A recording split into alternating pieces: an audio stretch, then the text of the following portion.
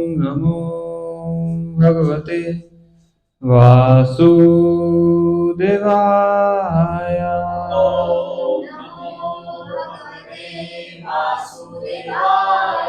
ओम नमो भगवते वासुदेवाय।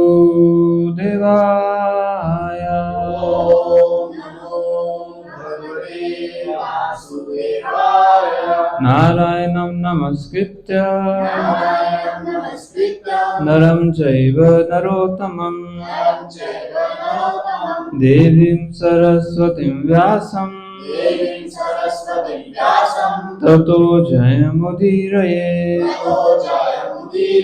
नष्टप्रायेषु अभद्रेषु नित्यं भागवत सेवया भगवती उत्तम श्लोके भक्तिर्भवति नैष्ठिकी। कृष्णाय वासुदेवाय देवकी नंदनाय च नंदगोपकुमाराय गोविंदाय नमो नमः। गोविंदाय नमो नमः।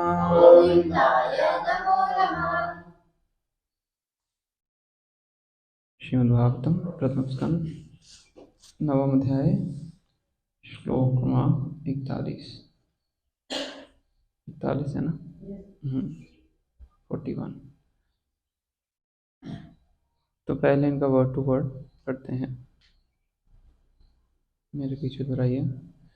मुनिगण परम विद्वान साधुजन नृपवर्य महान शासक राजा संकुले समूह में से अंतः सदसी सभा सम्मेलन में युधिष्ठिर महाराज युधिष्ठिर का राजसूय राजा द्वारा संपन्न यज्ञ एषाम समस्त महापुरुषों का अर्हनम सादर पूजा उपवेद प्राप्त किया। ईक्षणीय आकर्षण की वस्तु मम मेरी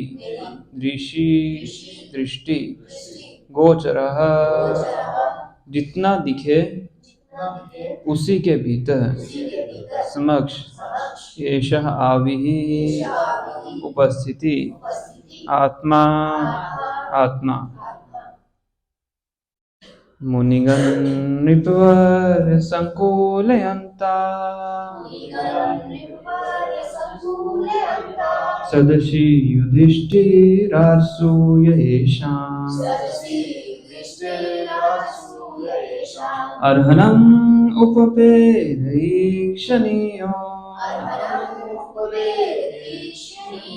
मम दृष्टिगोचर एषा वीर आत्मा।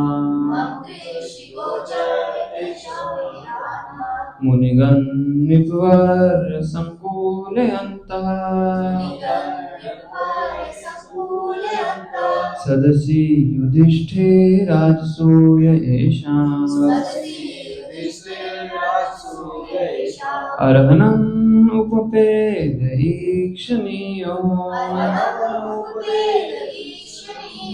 मम दृष्टिगोचर एषा वीर आत्मा। मुनिगण नृपवर संकुलयन्तः सदसि युधिष्ठिरासूय येषाम् अर्हनम् उपपेदईक्षणीयो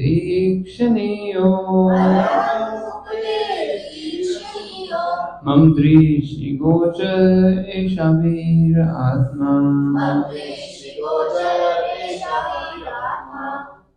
मुनिगण नरतुल्ये संकुले अंतः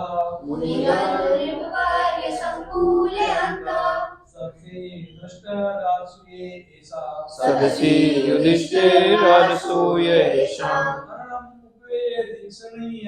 हरणम् उपवेद ईक्षणीया ममदृशिगोचर एषा वीरात्मा मुनिगण नृत्य संकुलयन्ता सत्सि युधिष्ठिराच्युरेषाम्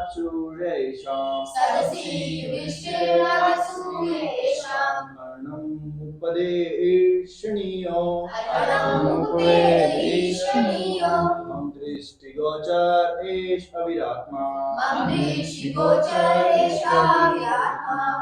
माताजी मुनिगण नृपवर्य संकुलयन्ता मुनिगण नृपवर्य संकुलयन्ता सदसि युधिष्ठिराजसूय येषाम् सदसि युधिष्ठिराजसूय येषाम् हरणम् उपवेद ईक्षणीयो ममदृशिगोचर एषा वीरात्मा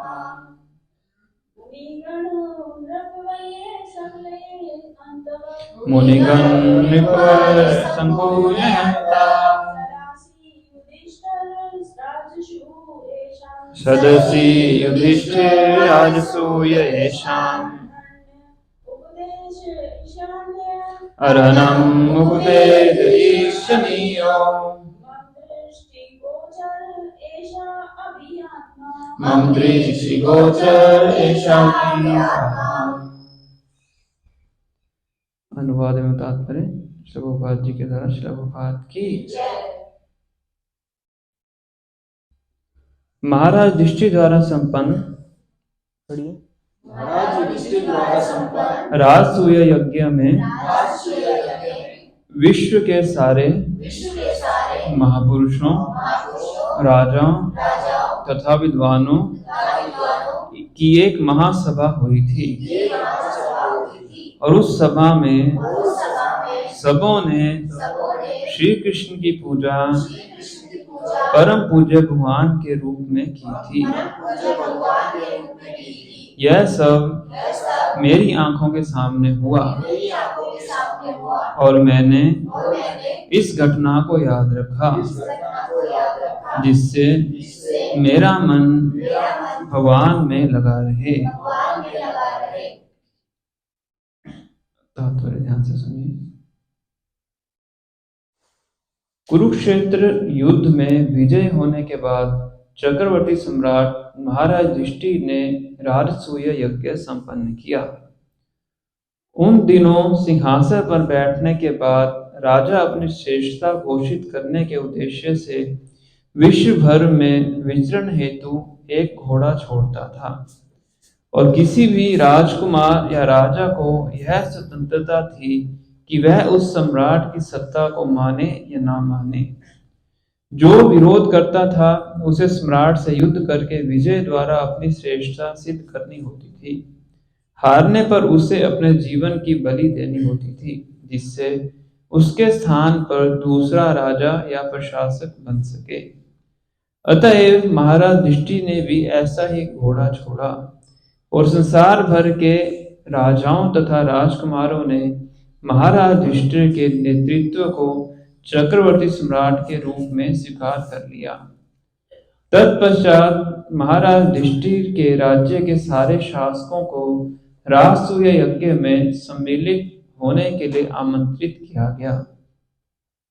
ऐसे यज्ञ में अरबों रुपए व्यय होते थे, अतएव यह छोटे मोटे राजाओं के बस की बात ना थी। ऐसा यज्ञ अत्यधिक खर्चीला होने तथा वर्तमान परिस्थितियों में संपन्न कर पाने में कठिन होने से इस कलयुग में संभव नहीं है। ना ही कोई ऐसे पुरोहित रह गए हैं जो ऐसे यज्ञ का भार अपने ऊपर ले सकें। इस प्रकार आमंत्रित होने के बाद संसार भर के राजा तथा बड़े बड़े मुनिजन महाराज युधिष्ठिर की राजधानी में एकत्र हुए। इस अवसर पर एक विदत सभा बुलाई गई जिसमें बड़े बड़े दार्शनिक, धर्मज्ञ, वैद्य, विज्ञानी तथा सारे महान ऋषि सम्मिलित हुए। कहने का तात्पर्य यह है कि समाज में ब्राह्मण तथा क्षत्रिय सर्वोच्च व्यक्ति होते थे और वे सभी उस सभा में आमंत्रित थे। समाज में वैश्य तथा शूद्रों का स्थान कम महत्वपूर्ण होता था, अतएव यहाँ उनका उल्लेख नहीं किया गया है। आधुनिक युग में सामाजिक कार्यकलापों में परिवर्तन होने से वृत्तिपरक पदों के रूप में मनुष्यों की महत्ता भी बदल गई है। इस तरह महान सभा में भगवान श्री कृष्ण सभी आंखों के तारे बने हुए थे। प्रत्येक व्यक्ति भगवान कृष्ण को देखना चाह रहा था और प्रत्येक व्यक्ति उनको विनम्रता के साथ प्रणाम करना चाहता था। भीष्म देव को यह सब कुछ स्मरण था, अतएव उन्हें प्रसन्नता थी कि उनके आराध्य पूर्ण पुरुषोत्तम भगवान उनकी आंखों के सामने अपने वास्तविक स्वरूप में उपस्थित थे। अतएव परमेश्वर का ध्यान करना उनके कार्यकलापों, रूप, लीलाओं, नाम तथा यश का ध्यान करना है। यह उससे सरल है जिसको सर्वोपरि के निराकार पक्ष का ध्यान माना जाता है। भगवद गीता में यह स्पष्ट कथन है कि भगवान के निराकार पक्ष का ध्यान करना अत्यंत कठिन है। यह वास्तव में कोई ध्यान नहीं, यह तो समय का अपव्यय मात्र है, क्योंकि इससे शायद ही कभी वांछित फल प्राप्त होता है। किंतु भक्तगण भगवान के वास्तविक स्वरूप तथा उनकी लीलाओं का ध्यान करते हैं और ऐसे में भगवान भक्तों के लिए सहज सुलभ है। इसका उल्लेख भी भगवद गीता में हुआ है। भगवान अपने दिव्य कार्यकलापों से भिन्न है। इस श्लोक में इसका भी संकेत हुआ है कि जब भगवान कृष्ण मानव समाज के समस्त वास्तविक रूप में विशेष रूप से कुरुक्षेत्र युद्ध में उपस्थित हुए तो वे उस समय के महानतम पुरुष माने गए, भले ही तब उन्हें पूर्ण पुरुषोत्तम भगवान ना स्वीकार किया गया हो। यह प्रचार कि कोई महापुरुष मृत्यु के बाद ईश्वर की भांति पूजा जाता है भ्रामक है, क्योंकि मृत्यु के बाद कोई भी मनुष्य को ईश्वर नहीं बनाया जा सकता, ना ही भगवान कभी मनुष्य हो सकते हैं, भले ही वे साक्षात विद्यमान क्यों ना हों। ये दोनों ही विचार भ्रांति मूलक हैं। मानववाद का विचार भगवान कृष्ण पर लागू नहीं होता। ओम अज्ञानतिमिरन्धस्य ज्ञानाञ्जनशलाकया चक्षुरुन्मीलितं येन तस्मै श्रीगुरुवे नमः। श्रीचैतन्यमनोभीष्टं स्थापितं येन भूतले स्वयं रूप कदा मह्यं ददाति स्वपदान्तिकं। वन्देऽहं श्रीगुरू श्रीयुतापत्कमलं श्रीगुरुं वैष्णवंश्च श्रीरूपं साग्रजातं सहगण रघुनाथान्वितं तं सजीवं साद्वैतं सावधूतं परिजन सहितं कृष्ण चैतन्यदेवं श्रीराधा कृष्ण पादान् सहगण ललिता श्रीविशाखान्वितांश्च। हे कृष्णा करुणा सिन्धु दीनबन्धु जगत्पते गोपेश गोपिका कान्ता राधा कान्ता नमस्तुते। तप्त कांचन गौरांगी राधे वृंदावनेश्वरी वृषभानुसुते देवी प्रणमामि हरिप्रिये। वाञ्छाकल्पतरुभ्यश्च कृपा सिन्धुभ्येव च पतितानां पावनेभ्यो वैष्णवेभ्यो नमो नमः। जय श्री कृष्ण चैतन्य प्रभु नित्यानंद श्री अद्वैत गदाधर श्रीवासादि गौर भक्तवृंद। हरे कृष्णा कृष्णा कृष्णा हरे हरे, हरे राम राम राम हरे हरे। नमो विष्णु पादाय कृष्ण कृष्णाय भूतले श्रीमते भक्ति वेदांत स्वामी नामिने। नमस्ते सारस्वते देवे गौरवाणी प्रचारिणे निर्विशेषा शून्यवादी पाश्चात्य हितकारिणे।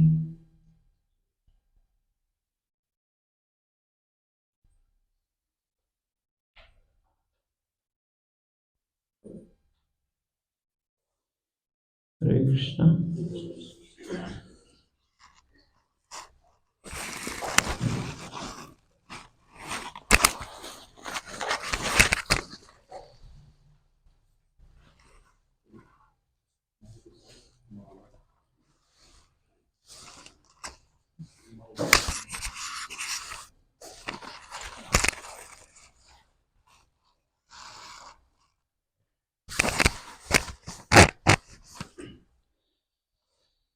हरे कृष्णा, आप सबका स्वागत है आज की कक्षा में।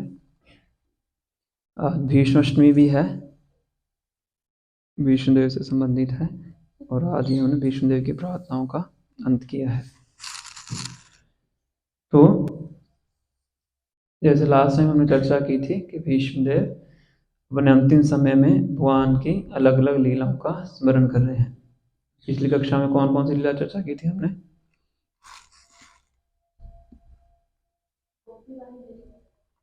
गोपियों का स्मरण किया उन्होंने, और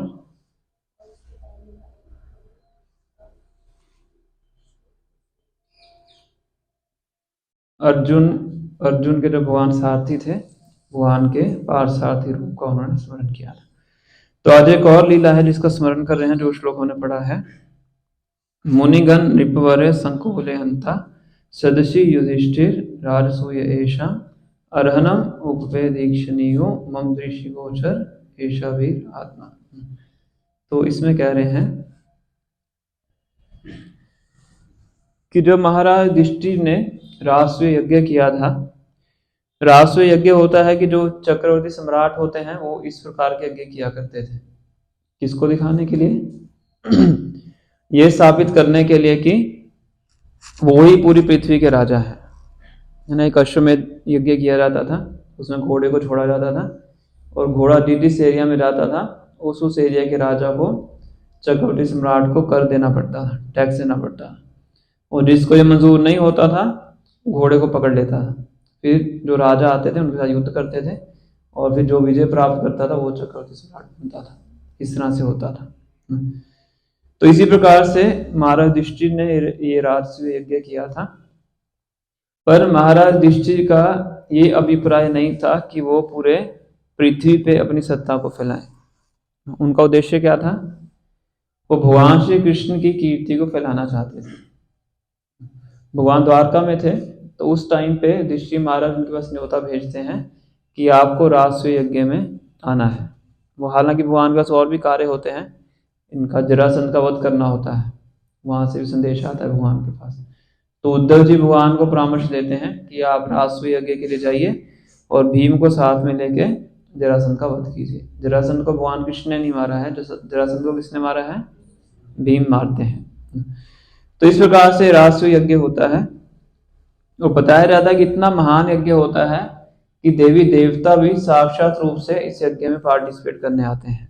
इससे पहली लाइन में क्या लिखा हुआ है? मुनिगण नृपवरे संकुले अंता। बड़े बड़े मुनिगण और बड़े बड़े राजा देवता सब उस राजसूय यज्ञ में पार्टिसिपेट करने आते हैं। और प्रभुपाद जी कहते हैं, तात्पर्य में लिख रहे हैं कि आज के समय में, मॉडर्न टाइम या कलयुग में ये सब यज्ञ करना संभव नहीं है। हालांकि वर्जित भी है। गोमेध यज्ञ होता है, अश्वमेध यज्ञ होता है, कलयुग में वर्जित है। क्यों वर्जित है?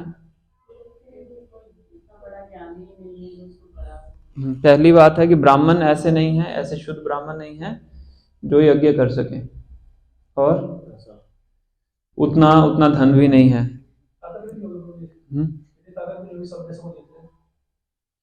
वो जो अलग बात हो गई।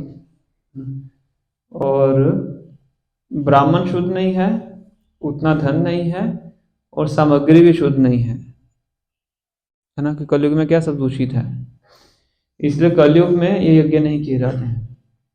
पहले यज्ञ किया जाता था, इसमें घोड़े की बलि दी जाती थी, अश्वमेध यज्ञ बोलते हैं।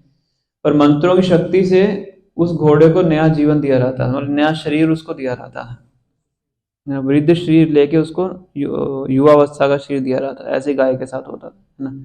आज के टाइम पर तो ऐसा नहीं हो सकता, घोड़ा ही मर जाएगा, जीवित हो ही नहीं पाएगा, है ना। तो इसलिए कलयुग में 5 चीजें वर्जित नहीं की हैं। अश्वमेधम, गवालंगम, है ना। तो 5 चीजें हैं, अश्वमेध यज्ञ, गोमेध यज्ञ, या पितरों को ये मांसाहार अर्पित करना, है ना, और देवऋण सुत उत्पत्ति, देवर के माध्यम से सुत की उत्पत्ति करना, और एक चीज और है पंचम संन्यास लेना, ये भी कलयुग में वर्जित है। पंचम कलो वर्जित। कलयुग में 5 चीजें क्या है? वर्जित है। पर उस समय में होता है, द्वापर युग की घटना है। तो इतना बड़ा ये राष्ट्रीय यज्ञ युधिष्ठिर महाराज ऑर्गेनाइज करते हैं और बताते हैं कि सबको अलग अलग सेवाएं दी जाती हैं। जो करण होते हैं उसमें दान देने की सेवा करते हैं।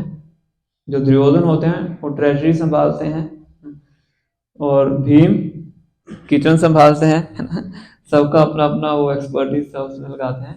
और भगवान श्री कृष्ण कौन सी सेवा देते हैं? जो गेस्ट आएंगे उनकी चप्पलों को उठाने के लिए, है ना। तो भगवान अपने खुद के आचरण से सिखा रहे हैं कि हमारा भाव कैसा होना चाहिए, सेवा करने का भाव होना चाहिए। तो ऐसे बहुत सी इसमें विशेष चीजें हैं। तो अंत में क्या होता है कि जब सभी बड़ी सभा होती है, जिसमें मैंने आपको बताया बड़े बड़े मुनि थे, ऋषिगण थे, सभी जितने ही पूरे ब्रह्मांड के महत्वपूर्ण महत्वपूर्ण लोग थे, सब उस सभा के अंदर थे। तो उसमें प्रश्न क्या उठता है कि सबसे पहले अग्र पूजा किनकी होगी? अग्र पूजा मतलब सबसे पहले, अग्र मतलब सबसे पहले, ऐसे अग्रज बोलते हैं ना बड़े भाई को। तो सबसे इन सब के अंदर से सबसे महत्वपूर्ण व्यक्ति क्या है जिसकी सबसे पहले पूजा की जाए?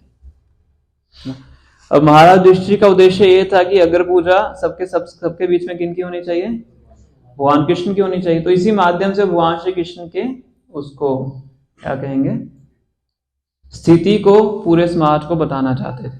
उनका एक उद्देश्य ये भी था, इसलिए वो चाहते थे भगवान श्री कृष्ण आए। अब यह प्रश्न उठ जाता है, बड़े बड़े ऋषि मुनिया, कोई कहता है कि इस ऋषि का होना चाहिए, व्यासदेव का होना चाहिए, नारद मुनि का होना चाहिए, सब बड़े बड़े महान ऋषि हैं ना। और युधिष्ठिर महाराज जानबूझ के नहीं बोल रहे हैं। तो बताते हैं कि फिर बीच में सहदेव खड़े होते हैं। तो वो कहते हैं कि अग्र पूजा किनकी होनी चाहिए? कृष्ण भगवान की होनी चाहिए। तो भगवान का गुणगान करते हैं, बताते हैं कि इसलिए होनी चाहिए कि स्वयं परम पुरुषोत्तम भगवान है। तो ऐसे भी सभी हाँ भर देते हैं, जितने ऋषि मुनि होते हैं सब हाँ भर देते हैं। और ईर्ष्या किनको होती है? शिशुपाल को होती है ना। शिशुपाल बचपन से जब से पैदा हुए थे भगवान श्री कृष्ण से ईर्ष्या करते थे, है ना। और जब पैदा हुए थे उनकी 4 बाजुएं थी, और उन्होंने पुरोहितों ने बताया था, जो जन्मपत्री वगैरह देखते हैं, कि जिसकी गोद में रखने से इनकी 2 बाजुएं गायब हो जाएंगी वही व्यक्ति इनको मारेगा। तो उनकी माता हर किसी गोद में रखती, देखती थी कहाँ पे 2 बाजुएं गायब होती हैं। तो भगवान श्री कृष्ण गोद में रखती हैं, 2 बाजुएं गायब हो जाती हैं, चतुर्भुज से द्विभुज हो जाते हैं। तो समझ आती हैं कि यही इनका वध करेंगे। तो भगवान श्री कृष्ण से वो निवेदन करती हैं कि मेरा पुत्र है। तो भगवान को कहते हैं कि 100 बार मैं इनको क्षमा करूंगा, 100 टाइम्स। भगवान को सब पता है, भगवान तो ओमनीसियंस है, सब कुछ पता है, सब पूर्ण ज्ञान है कि 100 बार क्षमा करूंगा। 100 बार क्षमा करने के बाद जब फिर इस प्रकार से गलती करेंगे तो इनका मैं वध करूं। तो उस टाइम पे अभी 100 हो चुका उनका, शिशुपाल का। तो शिशुपाल बहुत खड़े, पूरी सभा के अंदर खड़े होकर भगवान की निंदा करते हैं, आलोचना करते हैं। तो 5 पांडव अपने हथियार लेके खड़े हो जाते हैं।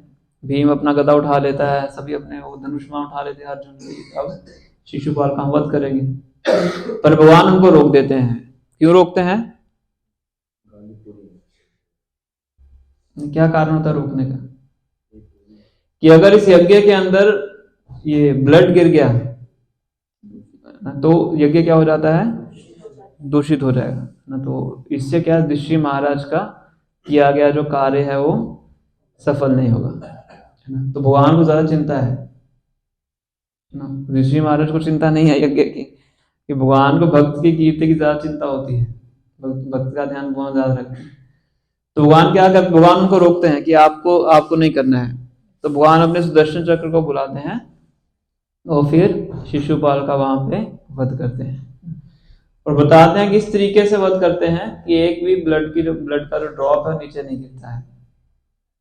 सुदर्शन अपने प्रभाव से वो पूरा खून सुखा देते हैं, क्या करते हैं, जो भी करते हैं, पर जो ब्लड है नीचे नहीं गिरता है, और शिशुपाल का वहां पे वध हो जाता है। और देखते ही देखते उनके शरीर से आत्मा निकलती है शिशुपाल के, और भगवान के अंदर वो प्रवेश कर जाती है। तो ये देख के युधिष्ठिर महाराज को बड़ा वो लगता है, शॉकिंग लगता है कि ऐसे कैसे हो गया। ये व्यक्ति तो भगवान को क्या करते थे, इतनी गालियां निकालते थे, इतनी निंदा करते थे, तो इनको ऐसी गति कैसे प्राप्त हो सकती है। फिर बताते हैं कि युधिष्ठिर महाराज है, नारद मुनि से चर्चा करते हैं राजसूय यज्ञ के अंदर, नारद मुनि से प्रश्न पूछते हैं। फिर नारद मुनि उनके प्रश्नों के उत्तर देते हैं कि कैसे भगवान के अंदर किसी प्रकार का भेदभाव नहीं है। भगवान क्या है? सब जीवात्माओं के लिए क्या है? समभाव है। समो अहम सर्वभूतेषु नामे द्वेष्यति अस्ति ना प्रिया। मैं किसी से द्वेष नहीं करता हूं, कोई मुझे प्रिय नहीं है, और पर जो मेरा भक्त है उसके लिए मैं एक निष्ठ मित्र हूं, है ना। तो भगवान किसी से भेदभाव नहीं करते हैं। भगवान अगर किसी को मारते भी हैं तो क्या करते हैं? उसमें भी उसकी भलाई होती है। तो भगवान ने शिशुपाल को मारा है, तो मारने से भी उसका क्या हुआ है? भला हुआ है, उसको मुक्ति प्राप्त होती है ना। शिशुपाल पहले कौन थे? जय और विजय। जय और विजय को श्राप मिला था ना। किन्होंने श्राप दिया था? 4 कुमारों ने श्राप दिया था कि आप वैकुंठ में रहने के योग्य नहीं हो, आप धरती पे जाइए। तो उनको ऑप्शन देते हैं, फिर भगवान आ जाते हैं वहां पे। उस वैकुंठ की कथा है कि जब 4 कुमार वैकुंठ में प्रवेश करना चाहते हैं, क्योंकि 4 कुमार एक छोटे 5 साल के बच्चों की आयु के हैं, मतलब आयु तो उनकी बहुत बड़ी है, सबसे वृद्ध हैं इस पूरे ब्रह्मांड में, पर जो उनका शरीर है कैसा है? 5 साल के बालक है, इसलिए कपड़े ही पहनते नहीं है। तो चारों अपना वैकुंठ में जा रहे थे, तो दरवाजे पे कौन रोकते हैं उनको? जय और विजय, जो कि वैकुंठ के द्वारपाल है। तो चारों कहते हैं कि वैकुंठ के अंदर तो किसी प्रकार की ईर्ष्या नहीं है। पहरेदारी की आवश्यकता कहां पड़ती है? जहां चोर को चक्के हों, है ना। कैमरे क्यों लगाते हैं? चोर चक्कों की संख्या बढ़ रही है, पहले लोग घर खुले छोड़ के सो जाते थे। तो वैकुंठ में कौन सा चोरी करने के लिए आएगा? तो वैकुंठ में पहरेदारी की क्या आवश्यकता है? तो ये प्रश्न 4 कुमारों ने बोला उनको कि तुम वैकुंठ में खड़े हो और हमें अंदर जाने से, अंदर प्रवेश करने से रोक रहे, मतलब तुम्हारे अंदर ईर्ष्या है, तो तुम वैकुंठ में रहने के लिए लायक नहीं हो, तुम नीचे जाओ और असुर बनो। अब ये सब जब ऐसी घटना हो जाती है वैकुंठ के अंदर, तो स्वयं वहां पे भगवान आते हैं लक्ष्मी जी के साथ। तो फिर बाद में आगे पूरा पास टाइम होता है। फिर अंत में ऐसा होता है कि या तो 7 जन्म भक्त बन के रहिए, या फिर 3 जन्म असुर बन के रहिए। तो जय विजय चूज किया कि हम 3 जन्म असुर बन के रहेंगे, पर उनको यह आशीर्वाद होता है भगवान का कि चाहे तुम असुर बनो, पर तुम कभी मुझे भूलोगे नहीं ना। इसलिए हमेशा भगवान का स्मरण करते थे। किस भाव में? शत्रु के भाव में। हिरण्याक्ष हिरण्यकशिपु पहले वो बनते हैं, फिर रावण और कुंभकर्ण बनते हैं। रावण हमेशा भगवान राम का चिंतन करते थे, हिरण्यकशिपु हमेशा भगवान विष्णु का चिंतन करते थे। इसको बंद कर दीजिए।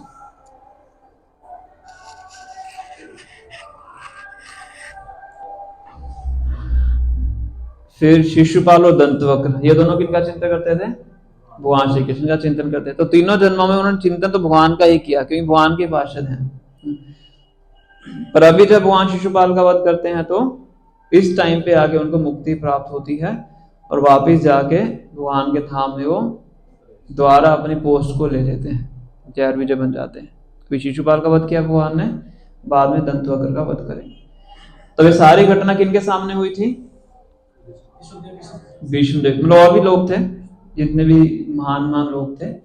अब ये सारी घटना किसके सामने हुई? भीष्मदेव के सामने हुई। और भीष्मदेव इस चीज को याद कर रहे हैं। क्या कह रहे हैं?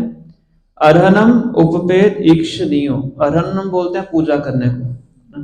तो जब सभी महान लोगों के सामने आगे पूजा की जा रही थी, तो मैंने इस दृश्य को देखा था, है ना। तो क्या बताना चाहते हैं वो? कि कृष्ण ही परम पुरुषोत्तम भगवान है। इसलिए दृश्य महाराज चाहते थे कि भगवान की पूजा हो, सबके सामने हो, है ना। क्योंकि जो भक्त हैं उनको भगवान की स्थिति को स्थापित करके बहुत प्रसन्नता होती है। प्रभुपाद एक शिष्य हैं जिनका नाम है हिज होलीनेस गिरिराज स्वामी महाराज, तो उन्होंने एक बुक भी लिखी, काफी बुक्स लिखी हैं, उसमें से एक बुक है व्हाट इन द सीड। तो उसमें कुछ कुछ वो अपने जो घटनाएं उनका वर्णन करते हैं। तो जुहू में मंदिर बना था, तो उस टाइम पे महाराज वहां पे जाकर उन्होंने सेवा की थी।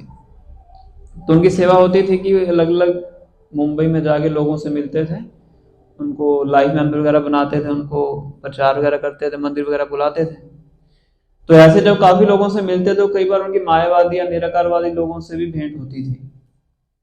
तो उनको कई बार लगता था कि अगर हम इनसे बात कर रहे हैं, अगर इनको सीधा खंडन करेंगे कि आप जो मायावादी मतलब जो कहते हैं कि भगवान है ही नहीं, भगवान का कोई रूप नहीं है, ये सब चीजें बोलते हैं, तो अगर सीधा हम इनका खंडन करेंगे तो फिर तो इनसे ना हमें कुछ धन प्राप्त हो सकता है। डोनेशन के लिए तो जा रहे हैं, लाइफ मेंबर बनाना मतलब क्या है, जो डोनेशन लेते हैं उनको बुक्स वगैरह देते हैं, इस तरह से होता है ताकि मंदिर वगैरह बन सके। तो अगर हम उनके सिद्धांत का खंडन करेंगे तो आपने तो फिर उनका युद्ध छेड़ लिया फिर कैसे मंदिर आएंगे, फिर कैसे आप उनसे डोनेशन ले सकते हैं। तो थोड़ा सा कंफ्यूज रहते थे कि या तो उनकी हाँ में हाँ मिला के उनसे डोनेशन ली जाए या फिर उनको उनके तर्क का पूरा खंडन किया जाए। तो एक बार उन्होंने आगे प्रभुपाद जी को पत्र लिखा कि ऐसे ऐसे हमारी भेंट होती है इन लोगों से, तो मेरी इच्छा होती है कि हम इनका पूरा खंडन करें कि प्रभुपाद जी तो यही सिखाया है। प्रभुपाद जी तो हमेशा भगवान श्री कृष्ण की स्थिति में जो भी अलग अलग प्रकार के तर्क वगैरह देते उनका खंडन करते थे, बोल जोर से खंडन करते थे। तो पर इसमें ये समस्या होती है, तो बताइए हमें क्या करना, मुझे क्या करना चाहिए। तो ये पत्र प्रभुपाद जी को लिखते हैं, पर अभी तक रिप्लाई आया नहीं था। उसी दौरान वो किसी और व्यक्ति से मिलने जाते हैं मुंबई के अंदर ही। तो उस व्यक्ति से बातचीत करते हैं, वो व्यक्ति पूरा मायावादी सिद्धांत प्रकट करता है, कहते भगवान तो है ही नहीं, उनका तो कोई रूप ही नहीं है, वो जब यहाँ पे आते हैं तो माया का बना हुआ रूप लेते हैं, ऐसे ऐसे ऐसे ऐसे हैं, कृष्ण तो एक ऐसे व्यक्ति हैं, माया से बना उनका शरीर है। तो उनको गुस्सा आ जाता है तो क्या करते हैं, पूरा जितने भी उनको श्लोक वगैरह याद होते हैं, जो कुछ प्रभुपाद ने सुना होता है, पूरा उनका सिद्धांत को खंडन कर देते हैं। तो पूरा पूरा उसका ध्वंस हो जाता है। तो व्यक्ति फिर बाद में खड़ा होता है, कहता आप मेरे साथ चलो। हमारा चल पड़ते हैं, पता नहीं अब क्या इसके दिमाग में है तो उनको अपने अंदर ऑफिस के अंदर एक छोटा दरवाजा होता है, उससे अंदर लेके जाते हैं। तो वहां पे दिखाते हैं कि उनके पास एक बहुत ही सुंदर भगवान श्री कृष्ण का ऑल्टर बना होता है। तो व्यक्ति भक्त होते हैं, उनको परीक्षा ले रहे होते हैं कि ये सच में मायावादी लोग हैं, मतलब क्या इनको ज्ञान है भी कि नहीं। तो देखते हैं कि इन्होंने अच्छा इतना सुंदर राधा कृष्ण का मंदिर बनाया हुआ है, बहुत बहुत अच्छे भक्त थे। तो फिर वो उनको अच्छा खासा वो भी कंट्रीब्यूशन भी करते हैं, लाइव मेंबर बनते हैं, शायद इस तरह से होता है।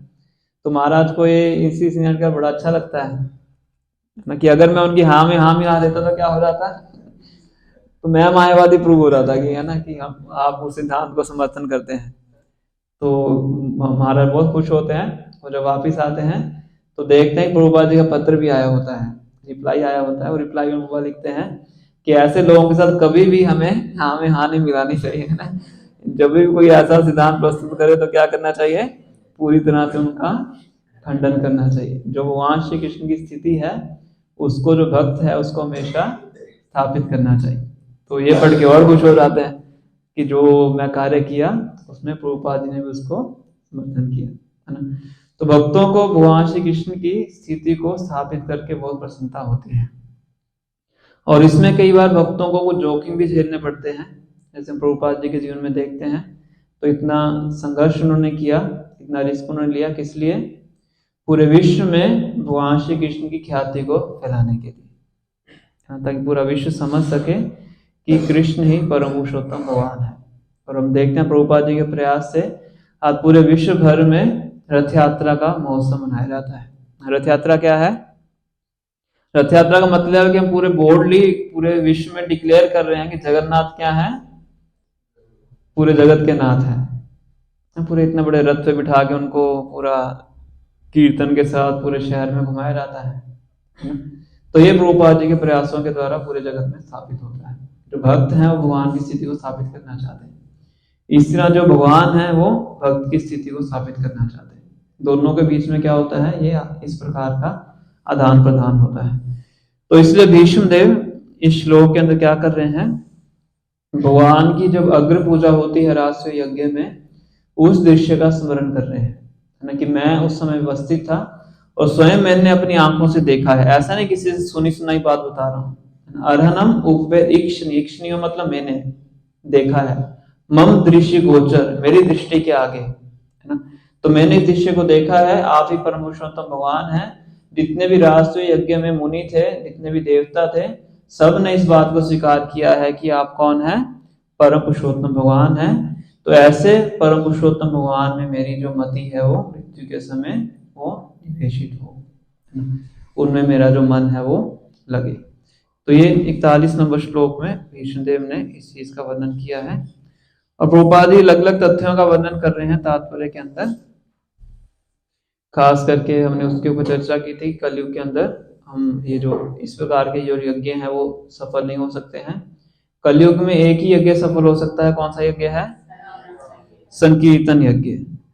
हरे कृष्णा कृष्णा कृष्णा हरे हरे, हरे राम राम राम हरे हरे। कलो तदहरि कीर्तना। बाकी सब यज्ञ करने की हमारे अंदर कोई क्षमता नहीं है।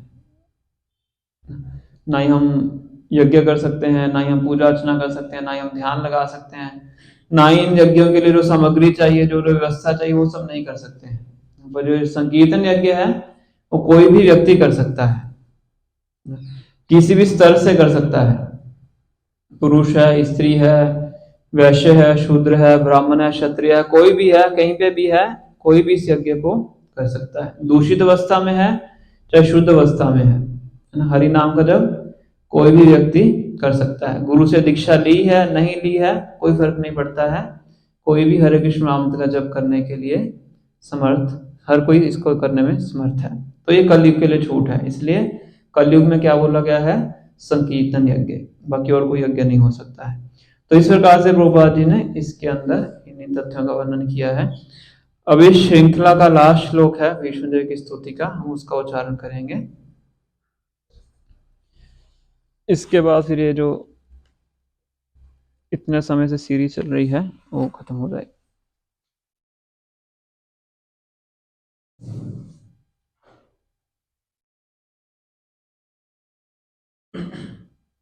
मेरे पीछे दोहराइए।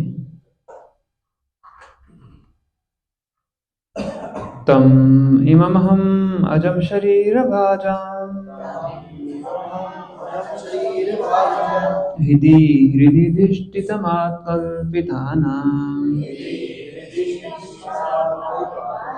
प्रतिदिशमेव नायकदार्कमेकम् समाधि गतोऽस्मि विदुद्भेदमोहा।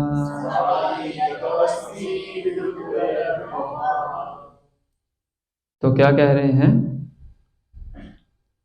क्योंकि अभी शरीर छोड़ने ही वाले हैं, इस प्रकार से बोल रहे हैं, अब मैं पूर्ण एकाग्रता से एक ईश्वर श्री कृष्ण का ध्यान कर सकता हूं जो इस समय मेरे सामने उपस्थित हैं, क्योंकि अब मैं प्रत्येक के हृदय में, यहां तक कि मनोधर्मियों के हृदय में भी रहने वाले उनके प्रति द्वैत भाव की स्थिति को पार कर चुका हूं।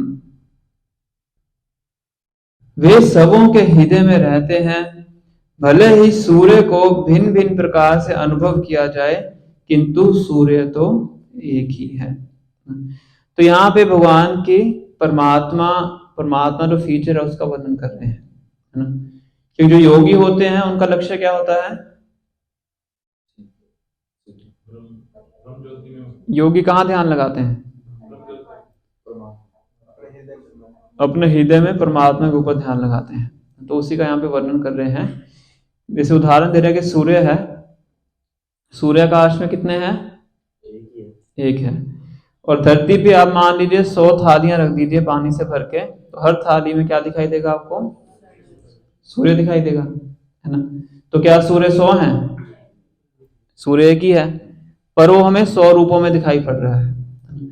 इसी प्रकार से भगवान एक है, पर हर व्यक्ति के हृदय में परमात्मा के रूप में विद्यमान है। पर इसका मतलब ये नहीं है कि भगवान ने अपना विभाजन कर लिया है, वो फिर भी एक ही है। जैसे कि सूर्य एक है, पर दिखने में क्या लगता है कि उसने अपना विभाजन 100 रूपों में कर लिया है। इस तरह से बता रहे हैं, प्रतिदृश्यम ना एकदा अर्कम एक। तो भगवान एक है जो कि हर किसी के हृदय में रहते हैं। तो इस समय पूर्ण एकाग्रता से, पूरी कंसंट्रेशन से मैं अपना जो ध्यान है उन भगवान श्री कृष्ण के ऊपर केंद्रित करता हूँ। और ऐसा करने से मैंने क्या प्राप्त कर लिया है? मैंने समाधि प्राप्त कर ली है ना। जो योगी हैं वो समाधि प्राप्त करते हैं कैसे? अपने हृदय में परमात्मा के ऊपर ध्यान लगा के। जो भक्त हैं वो समाधि कैसे प्राप्त करते हैं? हम भक्त हैं ना, हमारे लिए समाधि क्या है? भगवान के नाम रूप गुण लीलाओं का चिंतन करें, है ना। अगर हम भगवान का नाम लेते हैं वो समाधि है। हम पूरा दिन भगवान की सेवा करते हैं, हमेशा भगवान को संतुष्ट करने के बारे में सोचते हैं, तो वो क्या है? समाधि है। प्रभुपाद जी कहते थे कि अगर पूरा दिन आप प्रचार करते हैं तो आप क्या हैं? समाधि में है। पूरा दिन बुक डिस्कशन करते हैं तो आप क्या हैं? समाधि में है। भगवान का नाम लेते हैं, कीर्तन करते हैं तो वो समाधि की अवस्था है ना। क्योंकि योगी का लक्ष्य क्या है? भगवान का ध्यान करना। और भक्त होता है वो सीधा डायरेक्टली क्या करता है? भगवान का ध्यान लगाता है भगवान की सेवा के माध्यम से। तो इसलिए हमेशा किस में रहता है? वो समाधि में रहता है। उसको जंगल में जाके ध्यान लगाने की आवश्यकता नहीं है, वो योगियों का काम है। और भक्त है वो इस प्रकार से अपना भक्त को भगवान को संतुष्ट करने का प्रयास करते हैं। तो इस प्रकार से जो भीष्म देव है बताया गया है कि भगवान की स्तुति, भगवान के आगे प्रार्थनाएं करते हैं और अपने माइंड, बॉडी एंड वर्ड्स, है ना, मन, वाणी, दृष्टि, और इससे अपना पूरा ध्यान भगवान के ऊपर केंद्रित करते हैं। भगवान के दर्शन करते हुए क्या करते हैं? अपने शरीर का परित्याग करते हैं और जाके फिर आध्यात्मिक जगत में भगवान की लीला में सम्मिलित हो जाते हैं। कुंठ में जाते हैं और भगवान के साथ जो दास्य रस होता है उसमें वो जाके सम्मिलित हो जाते हैं। इस प्रकार से अपने शरीर का वो त्याग करते हैं। ठीक है, यहाँ सुध गोस्वामी लिख रहे हैं, इस प्रकार भीष्मदेव ने मन, वाणी, दृष्टि तथा कार्यों से अपने आप को परमात्मा अर्थात पूर्ण पुरुषोत्तम भगवान श्री कृष्ण में लीन कर दिया और शांत हो गए और उनकी श्वास रुक गई, मतलब शरीर छोड़ दिया। क्योंकि उनके पास क्या था? इच्छा मृत्यु का वरदान था। तो अपनी इच्छा से भगवान का दर्शन करते हुए उन्होंने क्या किया? शरीर का परित्याग किया और भगवान में लीन हो गए। इसका मतलब क्या है? कि भगवान के धाम में जाके भगवान की सेवा में लग गए। इसका मतलब ये नहीं है कि ब्रह्म ज्योति में लीन हो गए, वो तो भक्त थे, ज्ञानी नहीं थे। ठीक है, तो ये हमने चर्चा की है। अगर आप किसी भक्त का प्रश्न है, हमारे पास 5 मिनट है, तो हम प्रश्न पर चर्चा कर सकते हैं। यस माता।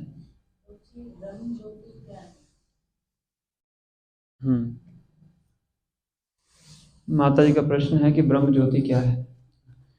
तो श्रीमद् भागवत में बताया गया है, वदन्ति तत् तत्त्वविदः तत्त्वं यज्ञानमद्वयं ब्रह्मेति परमात्मेति भगवान इति शब्दते। कि जो परम सत्य हैं उनका अनुभव करने के 3 स्तर हैं। 3 क्या कहेंगे उसको? 3 लेवल्स हैं, है ना। स्तर को लेवल बोलते हैं। 3 लेवल्स हैं। पहला लेवल क्या है? ब्रह्मेति। ब्रह्मेति मतलब ब्रह्म ज्योति। सेकंड लेवल है परमात्मेति, परमात्मा। थर्ड लेवल स्वयं भगवान श्री कृष्ण, जो कि सबसे टॉप में है। जो भगवान श्री कृष्ण की अनुभूति कर लेता है उनको नीचे के 2 लेवल्स की अनुभूति अपने आप हो जाती है, परमात्मा और ब्रह्म ज्योति की। अब ब्रह्म ज्योति है क्या? ब्रह्म ज्योति एक प्रकाश है आध्यात्मिक जगत में, जो कि भगवान श्री कृष्ण के दिव्य देह से निकलता है। भगवान श्री कृष्ण की कांति है। यस्य प्रभा, प्रभा बोलते हैं श्री से जो कांति निकलती है, ये भगवान श्री कृष्ण की प्रभा है।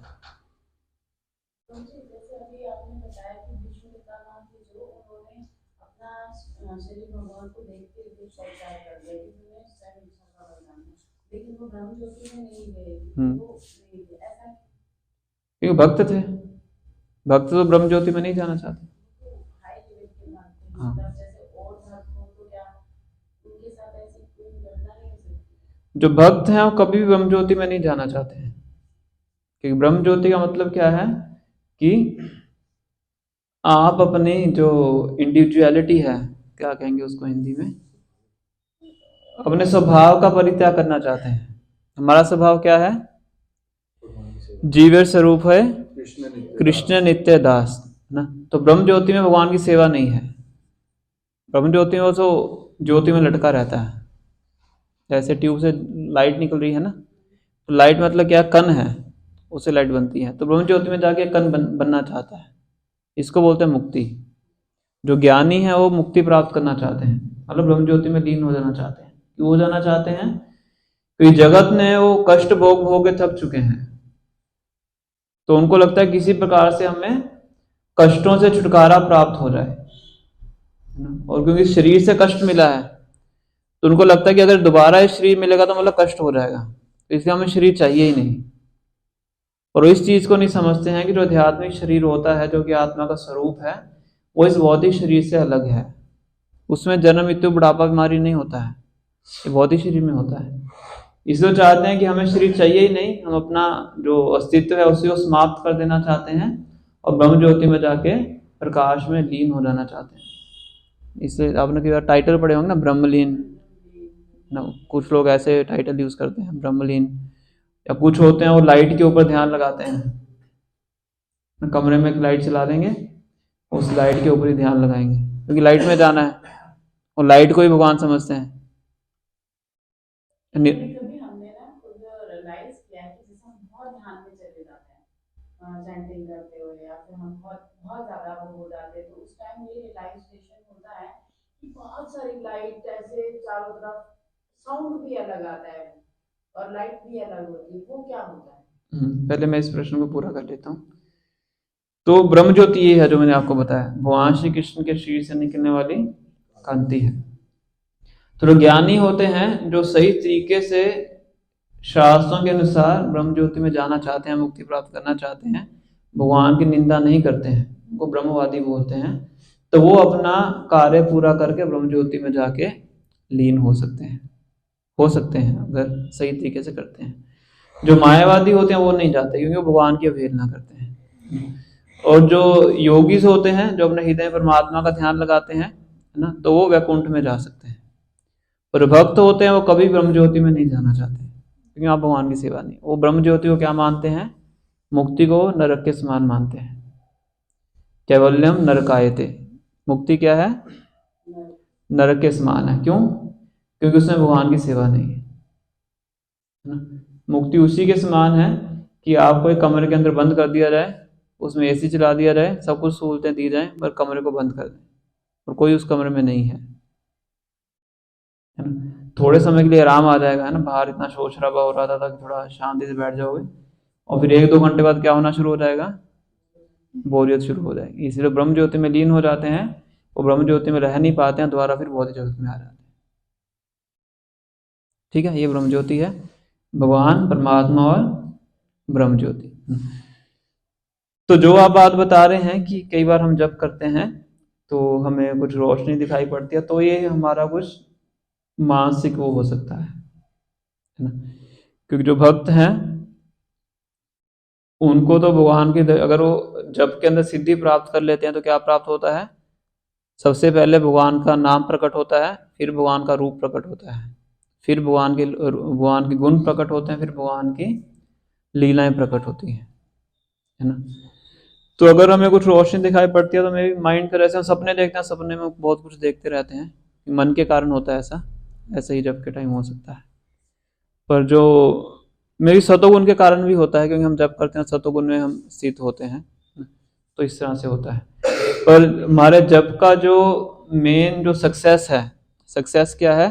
नाम, रूप, गुण और लीलाएं। जब हम इस चीज को समझ पाते हैं कि भगवान में और भगवान के नाम में कोई अंतर नहीं है ना। सबसे पहले नाम प्रकट होता है, फिर भगवान का रूप प्रकट होता है, फिर भगवान के गुण प्रकट होते हैं, फिर भगवान की लीलाएं प्रकट होती है। जो हमारे आचार्य थे छठ गोस्वामी से, और भी जो अन्य आचार्य थे, वो अपने जप के माध्यम से, नाम, भगवान का नाम लेने के माध्यम से भगवान की लीलाओं का दर्शन कर सकते थे, बताते थे इस तरह से। तो वो सब उस स्तर पे होता है। अभी हम साधना भक्ति के स्तर पे हैं, तो हम जब करते हैं तो शुरुआत में सतोगुण के स्तर पे आते हैं, फिर धीरे धीरे हम आगे प्रगति करते हैं। ठीक है मतलब, कोई और प्रश्न किसी का? ये राष्ट्र यज्ञ किया था कुरुक्षेत्र युद्ध से पहले, यहाँ पे तात्पर्य में लिखा हुआ कुरुक्षेत्र युद्ध के बाद, है ना। तो मुझे लगा ट्रांसलेशन में प्रॉब्लम है, इसलिए इंग्लिश वाला पढ़ रहा था। पहले हाँ, यासु यज्ञ के अंदर दुर्योधन और वो पानी समझ लेता है ना, फर्श को पानी को फर्श समझ लेता है, उसमें गिर जाता है। मैं भी इसको पढ़ते हुए जब पढ़ रहा था, मैंने इंग्लिश वाला खोल के पढ़ा तो उसमें वर्ड्स कुछ अलग हैं।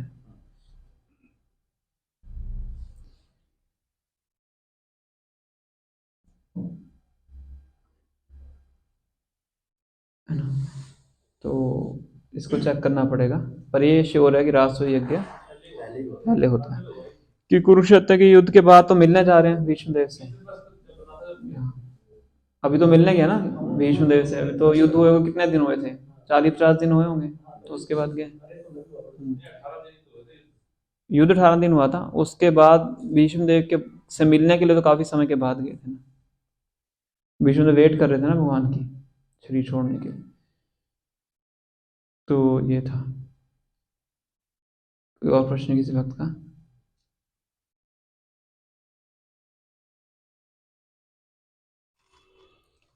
श्री श्री राधा अधिकरण भगवान की जय, श्री श्री कृष्ण राम की, श्री जगन्नाथ बलदेव महाराज की, श्री श्री गौर की, जय गुरु श्रील प्रभुपाद की जय, गौर प्रेमानंदे। हरे कृष्णा कृष्णा कृष्णा हरे हरे, हरे राम राम राम हरे हरे।